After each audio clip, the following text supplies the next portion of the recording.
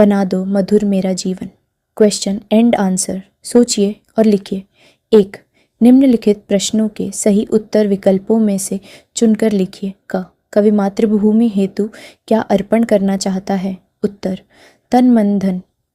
अपने मन को किसका दर्पण बनाना चाहिए? उत्तर जग के सुख दुख का। कवि ने किसे अकर्ण कहा है? उत्तर सर्प को। प्रेम परहित और सेवा से धरती क्या बन जाएगी? उत्तर स्वर्ग भुवन। नंबर 2. निम्नलिखित प्रश्नों के उत्तर एक एक वाक्य में लिखिए। नंबर कवि किसके लिए तन मन धन अर्पण करना चाहता है? उत्तर कवि अपनी मातृभूमि के लिए अपना तन मन धन अर्पण करना चाहता है। नंबर कवि जन जन में क्या वितरण करना चाहता है? उत्तर कवि जन जन में अमृत कण, खुशियाओं और पवित्र भाव वितरण करना चाहता है। नंबर कवि मरण को वरण करने से पहले क्या करना चाहता है? उत्तर कवि मृत्यु को गले लगाने से पहले लोगों के आंखों के आंसू पोंछना चाहता है। नंबर अपनी फौलादी बाहों से कवि क्या करना चाहता है? उत्तर अपनी फौलादी बाहों से कवि अन्याय का दमन करना चाहता है। नंबर यह धरती कैसे स्वर्ग भुवन बन जाएगी? उत्तर प्रेम परहित, दूसरों की भलाई और सेवा के भाव से यह धरती स्वर्ग भुवन बन जाएगी। नंबर 3. निम्नलिखित प्रश्नों के उत्तर 2-3 वाक्यों में लिखिए। नंबर कवि क्या बनकर जन जन में अमृत कण वितरण करना चाहता है? उत्तर कवि सुमन, फूल की तरह सुगंधित, मधुरस से भरपूर, पवित्र, सरल और छलहीन बनकर लोगों के बीच अमृत कण बांटना चाहता है। वह चाहता है कि उसका व्यक्तित्व फूल जैसा कोमल और परोपकारी हो। नंबर कवि अन्याय हटाने के लिए क्या करना चाहता है?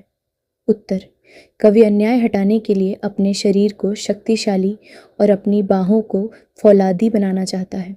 वह बिना रुके, अप्रतिहत और बिना विचलित हुए निरंतर अन्याय का डटकर मुकाबला और उसका दमन करना चाहता है। नंबर अकर्ण विषधर का अभिप्राय क्या है? उसे कैसे नम्र बनाया जा सकेगा? उत्तर अकर्ण विषधर का अभिप्राय ऐसे सांप या दुष्ट व्यक्ति से है जो सुनने की शक्ति नहीं रखता या हठ के कारण किसी की सुनता नहीं। कवि अपनी वाणी में मधुरता और अपने हृदय के प्रेममयी संगीत ऋतंत्री की तान से ऐसे विषधर को भी नम्र बनाना चाहता है। अनुमान और कल्पना। नंबर 1. अगर आप अपनी मातृभूमि से बेहद प्यार करते हैं तो उसके लिए आपको क्या करना चाहिए? उत्तर यदि हम मातृभूमि से प्यार करते हैं तो हमें उसकी रक्षा के लिए सदैव तैयार रहना चाहिए। हमें देश के नियमों का पालन करना चाहिए, पर्यावरण को स्वच्छ रखना चाहिए और समाज में भाईचारा बढ़ाना चाहिए। नंबर 2. अपनी मातृभूमि के लिए तन मन धन अर्पण करने वाले किसी महान स्वतंत्रता सेनानी के बारे में बताइए। उत्तर भगत सिंह एक ऐसे महान स्वतंत्रता सेनानी थे जिन्होंने अपनी मातृभूमि के लिए अपना तन मन धन और अपना जीवन तक हंसते हंसते अर्पण कर दिया। उन्होंने देश की आज़ादी के लिए मात्र 23 वर्ष की आयु में फांसी को गले लगा लिया था। नंबर 3. आपके पास ताकत तो है पर उसका उपयोग आप कैसे कर सकते हैं? कक्षा में चर्चा कीजिए। उत्तर यदि हमारे पास ताकत है तो उसका उपयोग कमज़ोरों की रक्षा करने में, अन्याय को रोकने में और समाज की भलाई के लिए करना चाहिए।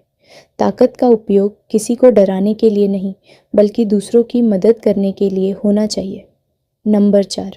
आप किसी दुखी या गरीब व्यक्ति को देखते हैं तो कैसे उनकी सहायता करते हैं? सहपाठियों के साथ अपने विचार साझा कीजिए। उत्तर जब हम किसी गरीब या दुखी व्यक्ति को देखते हैं तो हम अपनी सामर्थ्य के अनुसार उन्हें भोजन, वस्त्र या शिक्षा देकर उनकी मदद कर सकते हैं। सबसे महत्वपूर्ण है कि हम उनके प्रति सहानुभूति रखें और उनके दुखों को कम करने का प्रयास करें। भाषा ज्ञान। नंबर 1.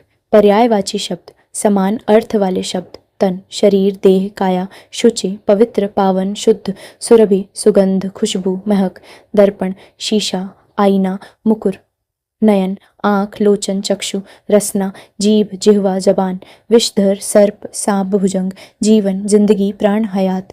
नंबर 2. विलोम शब्द। विपरीत अर्थ वाले शब्द। मधुर, कटु और कड़वा, जीवन, मरण और मृत्यु, सरस, नीरस, अन्याय, न्याय, अमृत, विष, प्रेम, घृणा और नफरत, सुख, दुख, स्वर्ग, नरक। नंबर 3. उपसर्ग, शब्द से पहले जुड़ने वाले शब्दांश। उपसर्ग लगाकर बने कुछ अन्य शब्द नीचे दिए गए हैं। अविचल, अविचल। सुपुत्र, सुपुत्र। पर, हित, परहित। नि, डर, निडर। स्व, देश, स्वदेश। वे, देश, विदेश। बे, कसूर, बेकसूर। नंबर 4, वाक्यों में प्रयोग। मातृभूमि, हमें अपनी मातृभूमि की रक्षा के लिए हमेशा तैयार रहना चाहिए। मधुर, कोयल बहुत मधुर गीत गाती है। अर्पण, देशभक्तों ने देश की आज़ादी के लिए अपना सब कुछ अर्पण कर दिया। सरल, मोहन का स्वभाव बहुत सरल और नेक है। सुख दुख, सुख दुख तो जीवन के दो पहलू हैं। अविचल, हमें अपने लक्ष्य की ओर अविचल गति से बढ़ना चाहिए। वचन, हमें हमेशा अपने वचन का पालन करना चाहिए। धरती, यह धरती हमारी माता के समान है।